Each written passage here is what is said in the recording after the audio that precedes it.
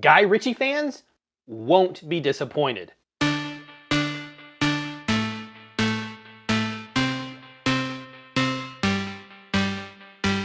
King Arthur, Legend of the Sword, starring Charlie Hunnam, Jude Law, a host of other character actors, and directed by Guy Ritchie. The Legend of the Sword is a King Arthur origin story, and one which doesn't shy away from the magical aspect of the tale. It is set in a world not unlike our own, but where a race of mages can harness and control magic. The movie starts with a long cold open, showing how King Arthur's father dies, and then how he grows up in a brothel. The first 5 minutes of the film are instantly engaging, and it has fantastic world building, which is needed for any good fantasy film. The movie is getting destroyed critically, and I didn't understand why until the very end of the film, which is a huge CG mess. The enjoyment for King Arthur is going to hinge on if you can overlook the heavily computer-generated climactic fight sequence. Along with the use of unneeded CG there is also a big plot hole towards the end of the film. The story to this point was emotionally satisfying, with great character moments, and the use of CG killed some of the momentum the story was building towards. A more grounded ending would have improved the movie overall, and probably wouldn't have got it as panned critically. Even with the plot hole and the heavy CG use, which really reeks of studio involvement, King Arthur was a film immensely enjoyable, and one I could watch again.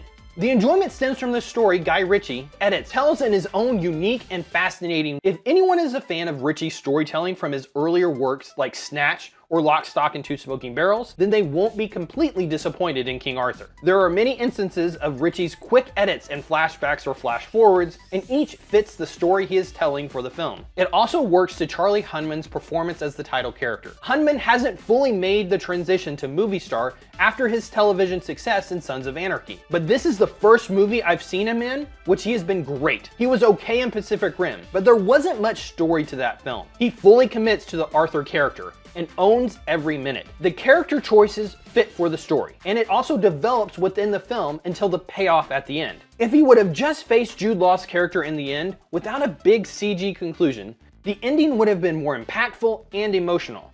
The villainous king played by Jude Law is also a plus for the movie. His character is able to develop in the story, and Ritchie finds a few moments in the film to humanize him. He is never a sympathetic villain, but at least he feels remorse for some of the decisions he makes. Law is a great actor and does a great job with the role, and I feel a lesser actor may not have been able to elevate some of the content. His story arc was a bit weaker than Arthur's, which would be expected, but Law's performance puts it nearly on equal footing. Law is truly menacing in the role, and the story allows him to expound upon some good villainous philosophy during the movie. The rest of the cast in King Arthur is also great, with a host of character actors turning in good performances. There isn't much to any of them, other than to give motivations or obstacles to the two main performers. This works for the story being told, and none of the characters needed much of an arc for the film to work. I wish a character would have been seen in the film, who is briefly mentioned and seen cloaked, but it didn't take away from the movie. There is enough of an opening for a sequel to this story, and the possible appearance of this character, but the amount of money the film has made in the first few nights doesn't make the chances seem good. Fans of Arthurian legend will have to live with these characters and this film on its own for the foreseeable future.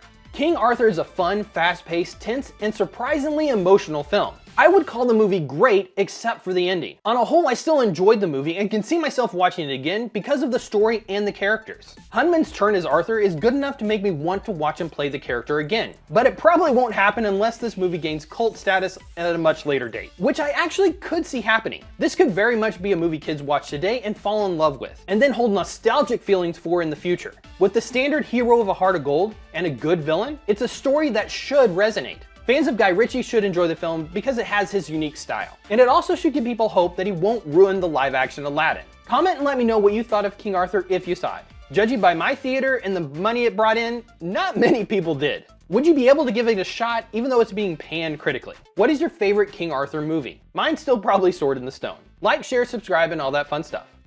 Thanks for watching.